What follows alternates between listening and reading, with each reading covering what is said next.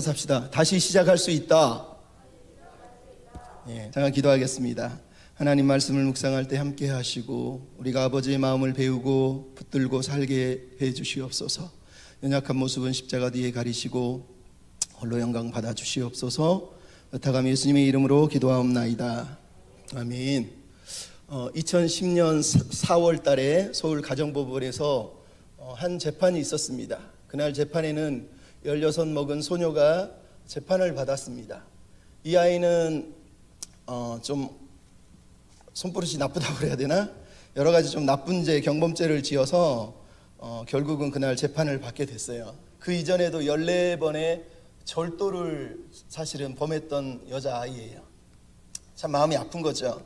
근데 그날 이 아이가 14번이나 절도를 했던 아이가 마지막으로 오토바이를 훔치다가 걸린 거거든요. 근데 그날 법정에서 판사가 이 아이를 청소년 보호감호소에 보낸 게 아니라 너 일어나 나를 따라서 해봐 이러면서 그 아이의 죄에 대해서 불처분 처결을 내렸어요. 즉 아무런 처벌을 하지 않았다는 얘기죠. 그날 이 아이는 아마 자기가 큰 죄를 지어서 이제는 큰일 났겠다 이런 생각을 했는데 그날 부장판사였던 김기옥 판사님께서 그 아이에게 그렇게 얘기했어요. 자, 나를 따라서 한번 소리쳐봐. 나는 세상에서 가장 멋지게 생겼다. 여자아이가 깜짝 놀랐어요. 이걸 따라서 하라고? 그러면서 나는 세상에서 가장 멋지게 생겼다. 얼버무리면서 따라서 했어요. 그랬더니 판사님이 그럽니다. 더 크게 내 말을 따라서 해봐. 나는 무엇이든지 할 수 있다. 나는 무엇이든지 할 수 있다. 나는 세상이 두려울 게 없다. 나는 세상에 두려울 게 없다. 이 세상엔 나 혼자가 아니다. 이 세상은 나 혼자가 이 아이가 거기서 엉엉 울었어요. 왜냐하면 자기는 평생 혼자인 줄 알았는데 그 무서운 판사도 자기 편이라 해주고 나는 혼자 이 세상을 사는 게 아니라고 다른 사람들도 너를 위하고 있다고 이런 격려를 해주는 그 말을 듣고 그 자리에서 헝헝 눈물을 쏟았던 거예요. 그날 부장판사였던 김기욱 판사가 이런 얘기를 했습니다. 이 아이는 여기에 가해자로 서 있지만 사실 이 아이의 삶을 망가뜨린 가해자는 우리가 이 아이라고 말할 수가 없습니다. 이 아이의 잘못은 단 하나입니다. 자기 자존감을 스스로 잃어버린 것밖에 없습니다. 그런 아이에게 우리가 어떻게 가해자라 하며 처벌을 할 수 있겠습니까? 이런 얘기를 했어요. 이유인즉슨 이 아이는 학교 다닐 때 너무 공부를 잘했고 착하게 살았던 아이예요. 근데 학교에서 친구들이 그리고 남학생들이 집단으로 폭행을 해서 이 아이가 병원에 실려가고 정신병 치료까지 받을 정도로 심각한 타격을 입었어요. 그것을 보고 어머니조차도 충격을 받아서 몸의 일부가 마비가 됐어요. 그러니까 가족이 이 아이 하나가 충격을 받고 폭행을 당한 것 때문에 가족들이 다 무너져 내린 거죠. 그리고 나서 이 아이가 세상을 저주하게 되고 그러면서 비행 청소년들을 만나고 잘못된 길로 빠지게 됐던 거예요. 안타까운 거죠. 그래서 판사님이 그 얘기를 한 거예요. 그 아이 두 손을 콕 앞으로 나오라서 잡아주면서 내가 마음 같아서는 너를 콕 안아주고 싶은데 우리 둘을 갈라놓는 건 법대밖에 없구나. 그러면서 마지막으로 얘기했어요. 이 세상에서 누가 제일 중요할까? 그건 바로 너야. 너. 그 사실만 잊지 마. 지금처럼 힘든 일이 있어도 네가 중요하다는 걸 알면 넌 이겨낼 수 있을 거야 라고 얘기를 했다라는 거예요. 참 판사가 너무너무 멋있는 판사 아닙니까? 물론 경범죄가 아니고 막 심각한 죄를 지었는데 이렇게 할 수는 없겠죠. 하지만 중요한 건 이 재판대 앞에서 벌어진 일이 하나님 앞에서 우리가 서 있는 모습하고 똑같다는 거예요. 하나님은 여전히 우리에게 말씀하세요. 너 나에게 소중한 존재야. 난 너를 소중하게 여긴다. 널 사랑해라. 괜찮다. 다시 일어서라. 다시 할 수 있다. 실패했다고 그렇게 무너져 내리면 안 되지 라고 하나님이 말씀하실 거예요.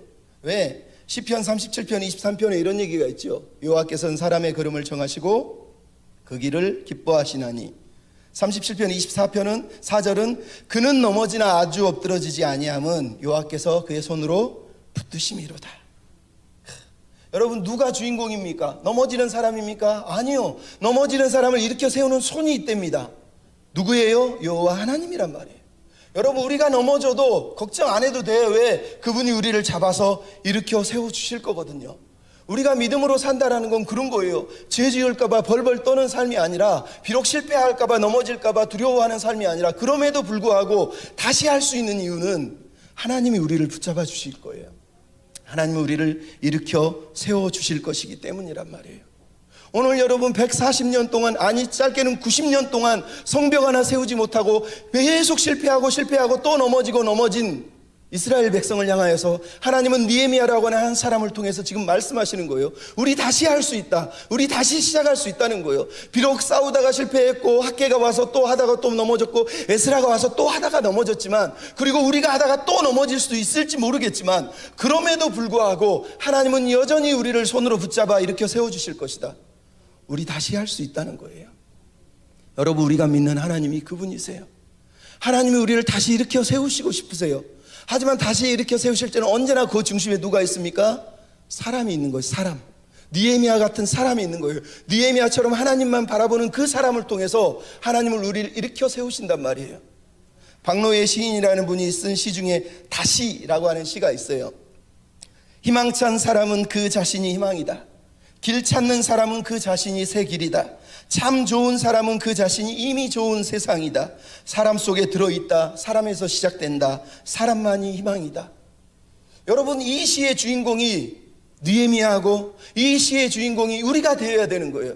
내가 희망이 되고 내가 길이 되고 내가 다시 시작할 수 있는 것을 알려주는 사람이 될 때, 이 땅에 무너진 곳들이, 무너진 교회들이, 무너진 재단들이 다시 힘을 얻을 수 있는 거예요. 여러분, 하나님 우리에게 다시 시작할 수 있다고 말씀을 하십니다. 오늘 본문을 통해서 그러므로 우리는 다시 시작하기 위해서 어디서부터 다시 시작해야 될까요? 첫째는 영적 베이스를 점검하는 겁니다. 따라서 합시다. 영적 베이스를 점검하라. 영적 기초를 진단하라는 얘기예요. 여러분, 140년 동안 무너진 성벽, 90여 년 동안 무너져 있던 성벽을 느헤미야가 이제 4개월 동안 눈물로 울며 기도하다가 아닥사스 왕에게 허락을 받고 오늘 11절에 이제 드디어 고대하던 예루살렘으로 돌아왔다라고 얘기를 하고 있습니다. 4개월 동안 그렇게 아파서 울며 기도했던 그 사람, 그가 돌아온 예루살렘, 누가 기다리고 있습니까? 폐허가 된 성벽이 기다리고 있습니다. 누가 기다리고 있습니까? 실패로 좌절하고 두려움으로 좌절해서 매일 실패해서 더 이상 일어날 용기조차 없는 좌절한 사람들의 마음이, 무너진 마음들이 자기를 기다리고 있었어요. 느헤미야를 기다리는 건 환영하는 사람들이 아니었어요. 이미 깨어진 성벽뿐만 아니라 무너진 마음들이 그를 기다리고 있었단 말이에요. 근데 그런 느헤미야가 예루살렘에 도착해서 3일 후에 했던 첫 번째 일이 무엇이라고 되어 있습니까? 13절 15절을 잠깐 보면, 그가 밤에 일어나서 본문에 이르는 동안 성벽이 무너진 것을 보고, 15절에도 그가 밤에 성벽을 살펴보고 라고 하는 단어를 통해서 그가 도착한 예루살렘 상황을 밤중에 일어나서 쭉 둘러보았다라고 얘기를 하고 있는 거예요. 여러분, 이건 무척 중요한 거예요. 여기서 보다, 살펴보다라고 하는 히브리어 단어가 소베르라고 합니다. 원래 히브리어에서 보다라는 단어는 라라고 해서 그냥 보는 거예요. 하지만 소베르라고 하는 단어는 진단하다, 자세히 살펴보다. 의사가 저기를 대고 이렇게 가슴에다가 대고 진단하는 거하고 청진기를 대고 진단하는 거예요. 망원경을 가지고 돋보기를 가지고 세밀하게 관찰하는 거하고 똑같은 거예요. 지금 느헤미야는 그날 밤에, 그 어두운 밤에 일어나서 예루살렘이 무너진 곳을, 모든 것을 돌아보면서 자세히 살펴보고 있다고 얘기를 하고 있는 겁니다. 왜 그렇게 살펴보고 있을까요? 그는 지금 자세히 진단하고 있는 거예요. 어디가 문제인지 청진기를 대서 영적인 문제뿐만 아니라 무너진 성벽을 청진기로 대고 있단 말이에요. 근데 그의 첫 마디가 사실은 2장 12절에 등장했어요. 그가 제일 먼저 진단한 건 사실은 2장 11절에 나온 거예요. 내 하나님께서 예루살렘을 위해 무엇을 할 것인지 내 마음에 주신 것을 알고자 하여 아무에게도 말하지 않고 나갔다는 거예요. 그가 첫 번째 진단하고 싶었던 건 자기 마음에 허락하신 하나님의 비전, 그 비전에 대해서 다시 한번 돌아보고 있다는 거예요. 하나님이 나에게 예루살렘 성벽을 향해서 기도하게 하고 예루살렘을 세우기 위해서 보내주셨는데, 이 마음이 정말로 하나님 보시기에 합당한지, 순수한지, 더럽혀지진 않았는지, 내가 내 욕망으로 찌들러 있는 것은 아닌지라는 것을 하나님이 어쩌면 돌아보게 하셨을 거라는 거예요. 그래서 그는 자기 마음에 주신 소원을 지금 그 비전이 무엇인지를 내 마음에 주신 것을 알아보려고 나갔다라고 얘기하는 거예요. 여러분 중요한 겁니다. 그래서 성경에도 말씀하시면서 빌립보서 2장 13절에 뭐라 그러죠? 내 마음에 소원을 두고 행하시는 이는 하나님이세요. 여러분 우리 안에 하나님은 비전을 주십니다.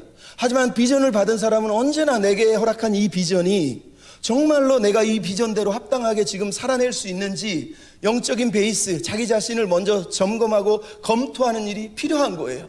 와, 나 비전 받았다. 하나님이 꿈 줬다. 어젯밤에 꿈에 말씀하셨다. 그러면서 막 뛰어가는 사람은 아직 덜 성숙한 사람인 거예요. 진짜 성숙한 사람은 자기 앞에 주어진 상황을 정확하게 살펴보면서 자기 마음의 동기를 살펴보는 거예요. 지금 느헤미야가 하고 있는 게 바로 그거 아닙니까? 그가 하나님이 자기를 부르신 이유와 그러신 상황들을 살펴보면서 내가 이 비전에 합당하게 이 일들을, 이 상황들을 감당할 수 있을까? 라고 말하면서 무엇을 희생하고 무엇을 포기해야 될지, 내가 얼마나 희생해야 될지를 지금 그 상황 앞에서 자기 마음, 자기 비전을 살펴보고 있다고 오늘 본문이 말씀을 하고 있잖아요. 더 놀라운 게 뭐죠? 알리지 않았다라고 얘기하고 있어요. 16절에 보면 15절에도 마찬가지, 12절에도 아무에게도 알리지 않았대요. 여러분 아무에게도 알리지 않고 조용히 나갔대요. 왜요? 당연하죠. 첫째는 그 땅에 스파이들이 너무 많았거든요. 예루살렘을 방해하는 대적들이 너무 많았거든요. 그래서 느헤미야는 몰래 혼자 나갔던 거예요. 하지만 더 중요한 게 하나 있죠. 다시 말하지만 앞에서 설명했지만 느헤미야는 하나님이 주신 비전 함부로 경박하게 다루고 있지 않다는 거예요. 이게 내 꿈이면 막 떠들어도 돼요. 나가서 와 내가 꿈을 꿨다, 내가 뭐 하나님의 음성을 들었다, 와 하나님이 나한테 이런 기적을 행하신대. 여러분의 꿈이면 그렇게 해도 됩니다. 하지만 하나님의 꿈은, 하나님의 비전은 내게 아니란 말이에요. 그래서 함부로 경박하게 다루면 안 되는 거예요. 뭐 내가 꿈을 꿨네, 비전을 줬네, 하나님이 이 비전을 줬습니다, 여러분 나를 따라오십시오. 여러분 하나님의 사람은 그렇게 움직이지 않습니다. 오늘 본문의 느헤미야를 보십시오. 우리가 생각하는 그런 경박한 모습이 보여집니까? 아니요. 그 엄청난 비전을 받았는데 도착한 지 3일이 지났는데 아무에게도 알리지 않고 혼자 조용히 상황을 살펴보고 있잖아요. 그게 하나님의 비전을 가진 사람들, 하나님과 대화하는 사람들, 하나님과 관계를 맺는 사람들이 가지고 있는 자세예요. 일을 할 때는 벌이 쏘듯이 잽싸게 아주 빠르게 일하지만 일하기 전에는 아주 신중하게, 아주 조심스럽게 하나님 앞에 살피고 또 살펴보면서 일하는 거란 말이에요. 그래서 오스기진스라는 사람이 그런 얘기를 한 적이 있어요. 비전이 온전하기 위해서 경계해야 될 게 있다. 그게 뭐냐? 결국은 가짜 비전이다는 거예요. 가짜 비전이 뭐냐? 가짜 비전은 주로 인간이 자기가 스스로 신이 되려고 하는 것이라는 거예요. 자아도취와 무모함에 빠져서 자기를 자랑한다는 거예요. 적극적인 사고방식이니 뭐 번영의 신학이니 이런 것들은 다 가짜 비전에 똑같은 거예요. 진짜 비전은 그렇게 하지 않아요. 근데 가짜 비전이 되면 결국 결과를 보면 알아요. 가짜 비전은 언제나 마지막에 모든 것이 무너져 있거나 아니면 자기 혼자 하나님의 영광을 독차지하고 높아 있거나 그래서 교주처럼 떠받들고 있거나 이런 일이 벌어지는 거예요. 그럼 최근에 하는 뉴스를 보십시오. 어느 교회 목사, 어느 교회 목사님 다 교주 같아요. 교주. 하나님을 따르지 않아요. 그 목사를 따라서 미친 듯이 달려가잖아요. 그 가짜 비전이 가짜 비전. 진짜 비전은 내가 사라지고 거기에 하나님이 드러나게 돼 있는 거예요. 그럼 오늘 느헤미야가 왜 이렇게 신중합니까? 이 비전이 하나님의 비전이기 때문에 하나님의 시간과 하나님의 때에 일해야 되기 때문이에요. 그래서 하나님의 시간을 살피며 신중하게 오늘 움직이고 있는 거예요. 여러분 우리에게 이런 은혜가 있어야 됩니다. 물론 여러분이 느헤미야처럼 엄청난 일을 해야 되기 때문에 아니에요. 매일의 내 삶 속에서도 나는 하나님을 믿는 백성답게 신중하고 조심스럽게 경박하지 않게 살아내야 돼요. 비둘기처럼 순결하고 뱀처럼 지혜로우라고 성경이 말씀하잖아요. 그때 하나님이 영광을 받는 거예요. 나 하나님 믿어요. 하나님 날 지켜주세요. 하나님 나와 함께 해주세요. 여러분 그런 교만한 말을 함부로 떠벌리며 살면 안 돼요. 더 신중하고 더 조심스러워야 되는 게 이 땅을 살아가는 크리스찬들의 사명입니다. 여러분 1992년 어떤 분이 책을 하나 썼는데 그 책에 보면 이런 내용이 나옵니다. 자기는 26살부터 하나님 나에게 큰 물질을 주시면 내가 하나님의 영광을 위해 살겠습니다. 하나님의 영광을 위해서 이 물질 다 사용해야겠습니다. 이렇게 얘기했어요. 그리고 엄청난 사업이 부자가 돼서 28세 되는 나이에 항공업을 시작했는데 그게 1980 몇 년도일 거예요. 엄청난 돈을 벌었어요. 그 당시 강남에 있는 한 아파트가 42평이 800만 원이었는데 자기가 항공업을 하는데 한국에서 저기 캄보디아인가 그쪽으로 비행기를 한번 띄우는데 들어오는 돈이 1,200만 원이었다는 거예요. 그러니까 이 사람은 말 그대로 그 당시 나이에 떼돈을 벌면서 살았던 거예요. 근데 이분이 교회 집사였어요. 그리고 결혼을 해서 아이도 낳았어요. 11조를 꼬박꼬박 드렸어요. 헌금도 꼬박꼬박 했어요. 하지만 예배를 제대로 못 드렸어요. 왜? 돈을 너무 많이 벌다 보니까 사람들을 만나서 술도 마셔야 돼. 비즈니스를 해야 되니까. 그래서 매일 집에 술 취해서 돌아오는 거예요. 결혼하고 나서 긴 시간 동안을 매일 술을 먹으면서 교회 가서는 헌금하고 기도하면서 그렇게 살았어요. 참 대단한 사람이죠. 그리고 36이 됐던 어느 날 밤에 그날도 술이 잔뜩 취해가지고 집으로 돌아왔습니다. 평소 같으면 막 문을 때리면서 여보 왔어 문 열어줘 얘들아 일어나 이럴 사람이 그날따라 이상하게 문을 두드리고 싶은 생각은 없고 문을 열쇠로 따고 싶더라는 거예요. 그래서 자기 호주머니에서 열쇠를 꺼내서 문을 탁 따고 들어갔습니다. 모두가 조용하게 잠들어 있는 자녀들조차 자고 있는 조용한 시간에 안방으로 들어갔더니 자기 부인 되시는 분이 이렇게 책상에 조그만 책상에 이렇게 누워 있더라는 거예요. 자기를 기다리다 잔 것 같아요. 보니까 옆에 성경책이 있어요. 아, 성경책을 읽다가 잤나 보다. 근데 그 성경책 밑에 하얀 종이가 있어요. 보니까 노트였어요. 노트를 딱 꺼내서 보니까 일기장이었어요. 근데 그 일기장에 보니까 눈물이 두두두둑 떨어져서 은근히 일기장이 젖어 있었어요. 이게 뭐지? 하고 들어서 탁 보는데 놀라운 글을 읽게 돼요. 그날 자기 부인 되시는 분이 쓴 일기 내용이 이랬습니다. 나는 오늘도 버스를 타고 수유리 너머로 갔다. 시골길을 하염없이 걸으면서 오늘도 어김없이 죽음을 생각했다. 약을 먹고 죽을까 아니면 손목을 긋고 죽을까. 그러나 그것은 내가 취할 것이 아님을 나는 다시 한번 확인하여야 되었다. 나를 살리기 위해 십자가에 돌아가신 주님이 주님의 뜻을 이루기 위해 내게 주신 남편이므로 나는 사랑해야 한다. 나는 할 수 없지만 주님이 사랑하라 명령하시니 사랑해야 한다. 주님 도와주세요. 나의 약함을 주님 아시잖아요. 이 남자가 그날 그 일기를 읽다가 그 자리에서 덜썩 주저앉았습니다. 그리고 서재로 들어가서 그 다음날 새벽 6시까지 엉엉 울면서 하나님 앞에 기도를 했어요. 회개를 했어요. 하나님, 내가 하나님의 영광을 위해 산다고 돈만 주시면 내가 하나님 나라를 위해 살겠다고 했는데 돌아보니 지금까지 내가 산 게 헌금은 드리고 잘난 척을 했는데 결국은 자기 도착, 자아도취에 빠져서 하나님의 영광을 드러낸 게 아니라 내 욕망을 위해서 하나님의 이름을 사용하고 하나님의 영광을 사용했습니다. 하나님, 나는 죄인입니다. 죄인입니다. 그러면서 그 자리에서 엉엉 울면서 회개를 했어요. 단 한 번도 말씀을 붙들고 진지하게 자신을 점검해보고 돌아본 적이 없다라는 것을 깨닫고 하나님 앞에 회개를 한 거예요. 그리고 그날 처음으로 하나님 앞에 자기 삶을 드리겠다는 결단을 하면서 두 가지 결단을 정했습니다. 하나는 신학대학원에 들어가는 거였어요. 영광받는 목사가 되기 위해서 들어가는 게 아니라 그동안 허비했던 삶을 이제는 하나님을 위해 살겠다는 마음으로 목사가 되기로 결단하고 신학교에 들어가기로 한 거예요.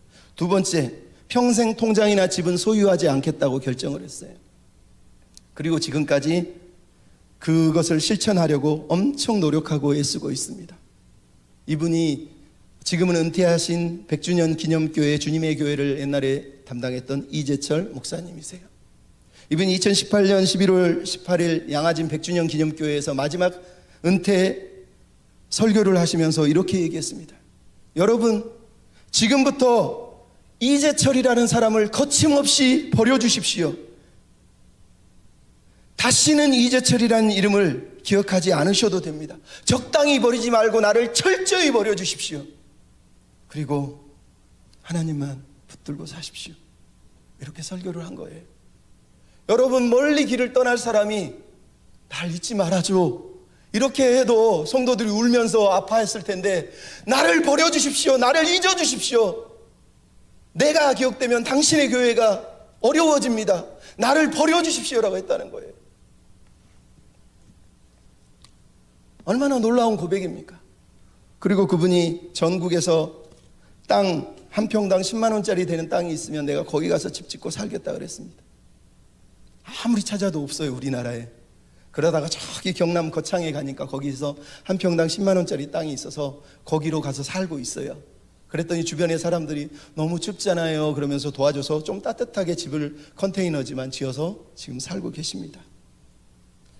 여러분, 제가 지금 이재철 목사의 신앙을 얘기하는 게 아니라 그분이 하나님을 몰랐을 때의 그 인생과 하나님 앞에서 울면서 회개하며 자기를 점검한 이후의 삶이 이렇게 다르더라는 거예요. 그 이전엔 자기 꿈, 자기 욕망, 자기 비전을 하나님의 이름으로, 하나님의 나라를, 하나님의 영광이라는 이름으로 뛰어다녔는데 자기 실상을 발견하고 자기가 얼마나 추한 죄인인지를 발견한 이후로 이전에 그 화려한 삶과 부유함과 모든 것들을 다 내려놓고 목사가 됐어요. 통장 하나 가지지 않고 마지막 은퇴를 했어요. 사례비 받을 때도 자기 부교육자들보다 사례비를 조금 받았어요. 왜? 받은 거 다 줘버렸거든요.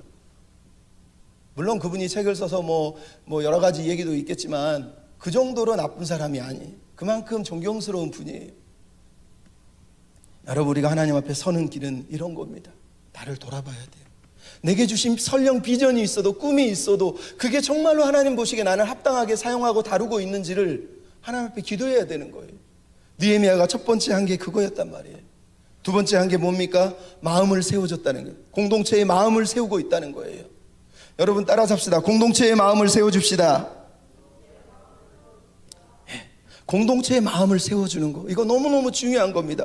여러분, 오늘 본문에 보면 느헤미야가 18절부터 설교하는 내용이, 설교라고 표현하는 정도로 연설이라고 하는 내용이 맞을 것 같은데 연설이 이제 등장을 하고 있어요. 근데 여러분 17절 18절의 내용을 가만히 보십시오. 요세푸스라고 하는 유대교 역사학자가 1세기에 살았던, 예수님 시대에 살았던 그 역사학자가 느헤미야를 평하면서 이렇게 얘기했습니다. 느헤미야가 이 당시 돌아와서 했던 연설은 이스라엘 역사 중 가장 위대한 연설을 했다는 거예요. 얼마나 위대한 연설을 했는지 그 연설을 구구절절 했다는 거예요. 근데 놀랍게도 느헤미야의 자서전이라고 하는 이 느헤미야서에는 느헤미야 자신이 했던 연설을 딱 두 줄로 요약하고 있습니다. 17절 18절에 어떻게 보면 나와 있는 거죠.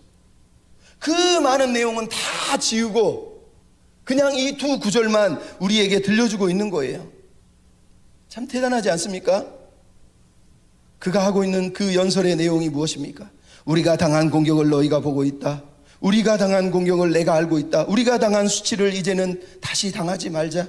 20절에 우리를 형통해 하실 하나님을 우리가 바라보자. 여러분, 느헤미야가 제일 먼저 자기를 돌아본 이후에 백성을 향하여 다가가면서 첫 꺼낸 첫 마디가 우리예요. 우리란 말이에요. 리더에게 가장 중요한 게 그거라고 그러잖아요. 공감 능력, 동질감, 공동체 의식. 여러분, 느헤미야는 지금 도착하자마자 사람들 보고, 이야, 내가 이제 예루살렘 총독입니다. 여러분, 나를 따라오시면 다 해결될 겁니다. 이렇게 얘기하나요? 아니요.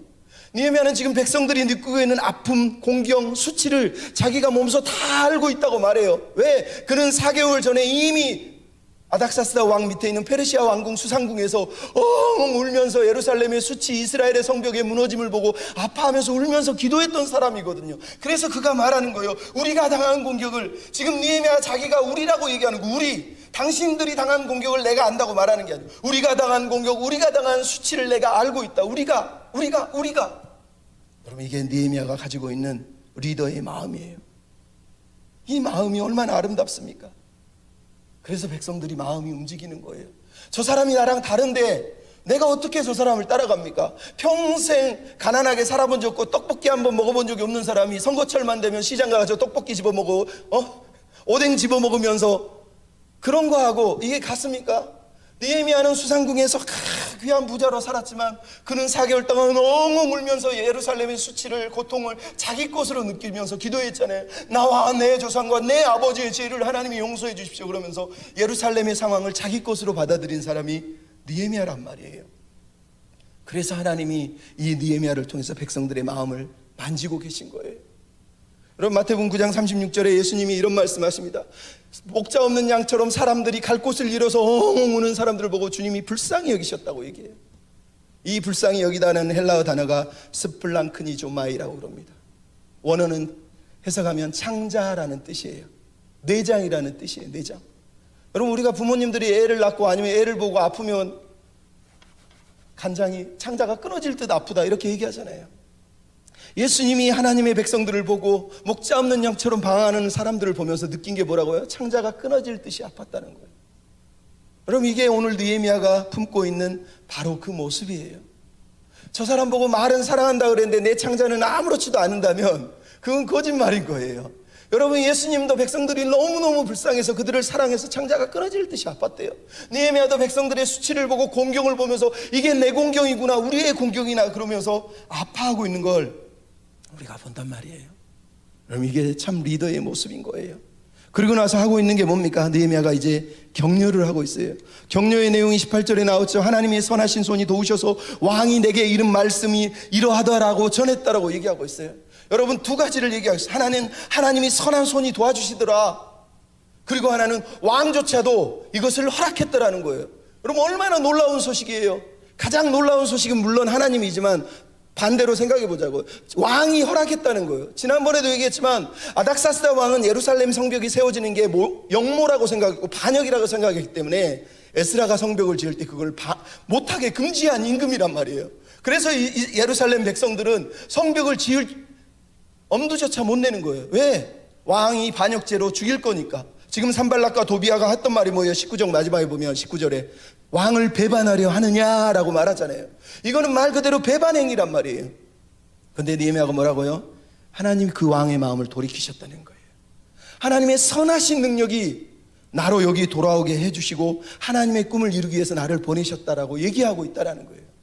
놀랍지 않습니까? 여러분, 이게 무슨 얘기겠어요? 여러분, 아무리 페르시아가 대적들이 우리를 방해할지라도 하나님이 여전히 일하고 계십니다. 하나님의 선한 손이 나를 도우신 것처럼 이제 우리를 도우실 것입니다. 하나님의 선하신 손이 왕의 마음을 움직인 것처럼 이제 여러분들의 마음도 움직일 것입니다. 그래서 우리는 하나님의 나라를 위해서 일할 수 있습니다. 포기하지 마십시오. 포기하지 마십시오. 이게 바로 느헤미야가 하고 싶은 말 아니겠습니까? 그것을 수치를 당하지 말자라고 17절에 지금 얘기하고 있는 거죠. 여러분, 여기서 중요한 게 하나 있죠. 하나님의 선하신 손이 우리를 도우셨다라는 거예요. 그리고 나서 20절에 이런 얘기예요. 하늘의 하나님 우리를 형통케 하시니 그의 종들인 우리가 이제 일어납시다 라고 얘기합니다. 드디어 백성들이 누구인지 정체성을 이제 확립시켜주고 있어요. 실패와 좌절로 두려워서 벌벌 떨던 사람들에게 그들의 마음을 만지고 하나님의 역사를 보여준 후에 우리는 하나님의 언약 백성이다. 우리는 하나님의 종이다. 하나님이 나를 도우신 그 선한 손이 이제는 우리를 도우실 것이다. 여러분, 우리는 여기서 주저앉아서 이렇게 엉엉 울며 세상 사람들처럼 먹고 살기 위해서 사는 사람들이 아니라 하나님의 나라를 위해서 부름받은 하나님의 비전의 백성입니다. 하나님의 종이 우리 아닙니까? 우리 함께 일어나서 이 성벽을 세우고 하나님의 나라를 일으킵시다 라고 느헤미야가 지금 강력하게 선포하고 있는 거예요. 그게 바로 18절의 뒷부분에 나온 거잖아요. 일어나 건축하자, 힘을 내어 이 선한 일을 하려 하매 라고 말하면서 선한 일을 합시다라고 얘기하고 있잖아요. 여러분, 모든 싸움이 선한 게 아니에요. 성경에 보면 신약 성경에도 뭐라고 그럽니까? 사도 바울이 디모데전서 6장 12절에 믿음의 선한 싸움을 싸우라. Fight for good fighting. 여러분, 어떤 싸움 fight for evil fighting이 있어요. 싸우는 싸움 중에 아주 못된 싸움들이 있는 거예요. 자기 욕심을 위해, 자기 명예를 위해서, 자기 부를 위해서 싸우는 싸움은 아주 나쁜 싸움이에요. 하지만 사도 바울이 말한 싸움은 믿음의 선한 싸움이에요. 믿음을 위한 싸움, 하나님의 나라를 위한 싸움, 먼저 그 나라와 그 의를 구하는 그 싸움은 선한 거예요. 그래서 지금 얘기하는 거예요. 하나님의 손도 선하신 손이었고 하나님이 도우시는 손도 선하신 손이란 말이에요. 선하다는 게 뭐예요? 저번에도 얘기했지만 토부, 선하다, 좋다라는 뜻이에요. 우리의 좋음이 아니라 하나님의 좋으심, 하나님이 기대하신 그 좋은 그 계획, 그 비전을 위해서 우리가 이제 일어납시다 라고 느헤미야가 말하고 있는 거예요. 여러분, 우리에게 이 부르심이 있다는 걸 잊지 마십시오. 우리의 마음을 만지시면, 우리 마음이 회복되면 우리가 싸워야 될 싸움은 나를 위한 싸움, 내 욕망을 위한 싸움이 아니에요. 선한 싸움을 싸워야 되니까. 하나님의 나라를 위해서, 그 나라와 그 의를 위해서 내가 어떻게 살까? 여러분이 이 청년부 예배에 그 마음을 배우지 못하면 여러분도 똑같은 사람으로 세상 속에서 세상 사람과 똑같은 짓을 하면서 똑같이 욕심부리고 똑같이 누군가를 해야 하고 그렇게 살아갈 겁니다. 하지만 여기서 선한 싸움이 무엇인지를 알고 그 선한 싸움을 위해서 내 마음을 바로 잡으면 세상과 다를지라도, 세상이 이해할 수 없을지라도 하나님이 인정하는 싸움을 싸울 수 있게 되는 겁니다. 마지막으로 느헤미야가 한 것이 있습니다. 기준을 세웠다는 거예요. 여러분 19절 20절 내용을 보면 느헤미야가 하고 있는 일이 하나님의 싸움을 위해서 기준을 세웠다는 거예요. 19절 20절의 내용에 보면은 느헤미야를 반대하고 예루살렘 성벽 건축을 반대하던 사람들이 세 종류가 나옵니다. 호론 사람 산발랏, 암몬 사람 도비야, 아라비아 사람 게셈. 놀랍죠? 여러분 이 사람들 중에 산발랏이라는 뜻은 신이 생명을 주셨다라는 뜻이에요. 도비야는 하나님이 선하시다는 뜻이에요. 게셈의 이름은 모르겠습니다. 여러분 재밌죠? 이름만 들어보면 이들은요 너무너무 거룩합니다. 도비야가 하나님이 선하시다는 뜻이에요. 이 사람은 하나님을 안다는 거예요. 근데 지금 이들이 뭐를 하고 있습니까? 하나님의 계획, 하나님의 비전, 하나님의 선하신 뜻을 반대하는 사람들이라는 거예요. 하나님의 선하신 뜻은 느헤미야를 통해서 일하고 행해지고 있는데 도비야라고 하는 가짜 선한 뜻을 가진 사람은 이 일을 방해하고 있다고 오늘 본문이 말하고 있는 거예요. 그래서 느헤미야가 산발랏과 도비야와 게셈 사람들에게 말하기를 너희는 우리 기업과 예루살렘과 아무런 상관이 없다. 아무런 기업도 없다. 아무런 기억도 없다라고 그들을 쳐내고 있단 말이에요. 여러분 왜 이게 기준을 세우는 건지 아세요? 신명기 23장 3절 4절에 보면 하나님이 말합니다. 너희는 다시는 모압과 암몬 족속들을 여호와의 총회에 들어오지 못하게 해라. 왜? 모압과 암몬이 광야 시절 이스라엘 백성이 예루살렘을 향하여서 이스라엘 향해서 광야를 걸어갈 때 이들을 유혹하고 이들을 꾀어서 그 길에 걸어가지 못하게 하고 음란한 행위를 하게 해서 이스라엘 백성들을 타락하게 만든 사람들이 바로 모압과 암몬 사람들이었단 말이에요. 그래서 하나님이 그때 다시는 이런 종족들은 이스라엘 공동체에 들어오지 못하게 해라 라고 얘기했다는 거예요.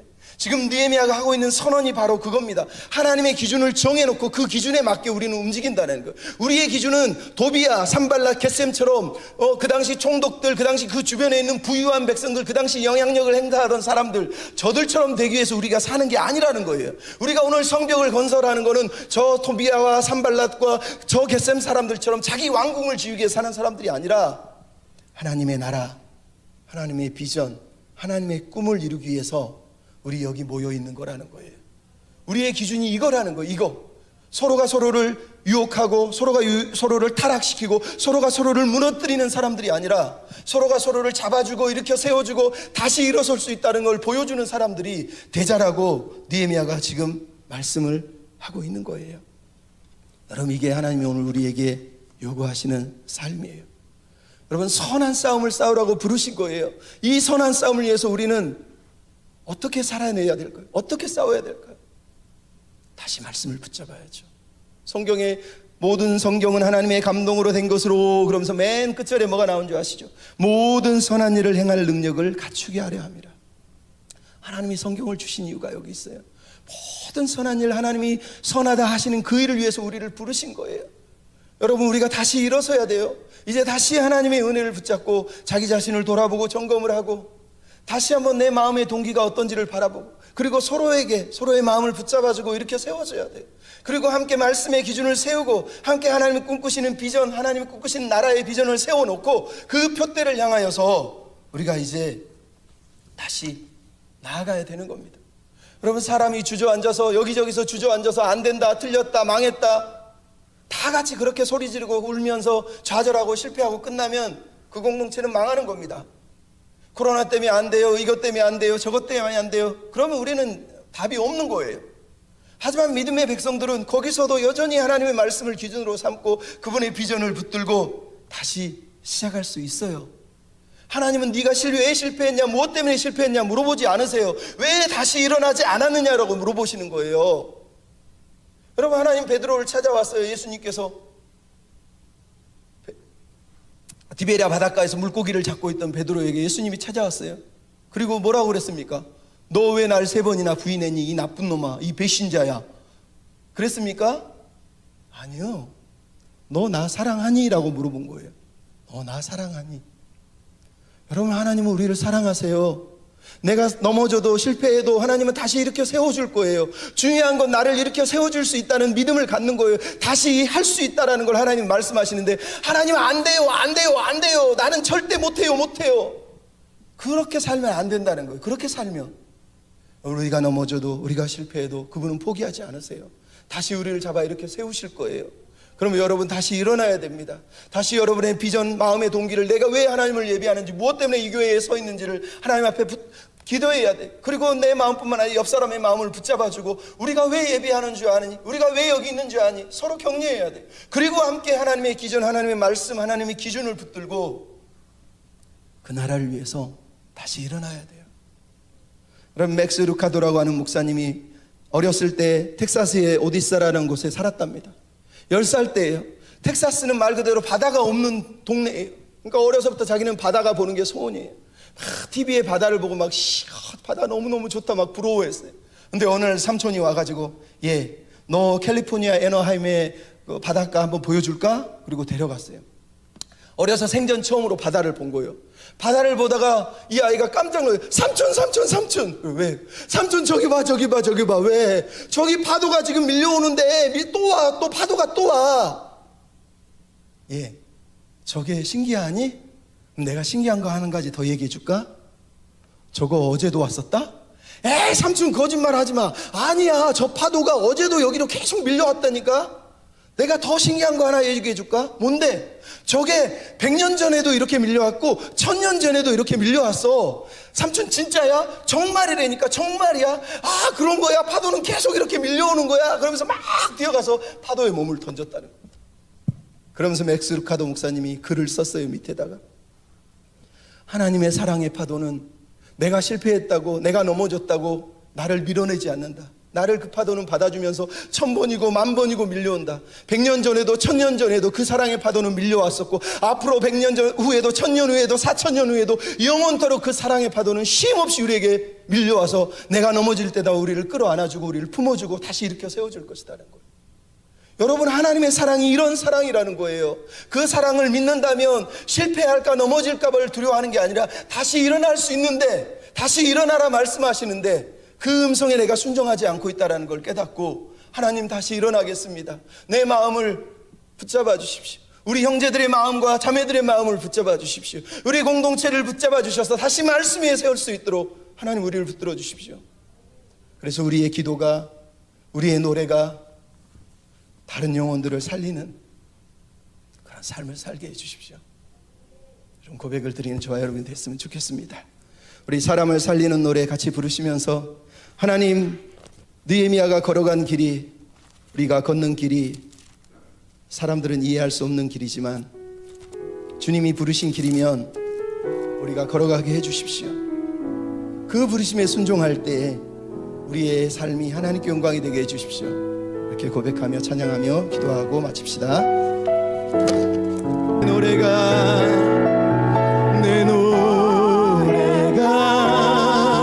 사랑 영혼 일으켜 다시 살게 하는 노래가 내 집에 올 때 착한 일꾼이라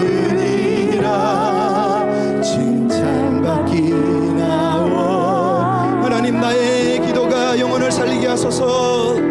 내 기도가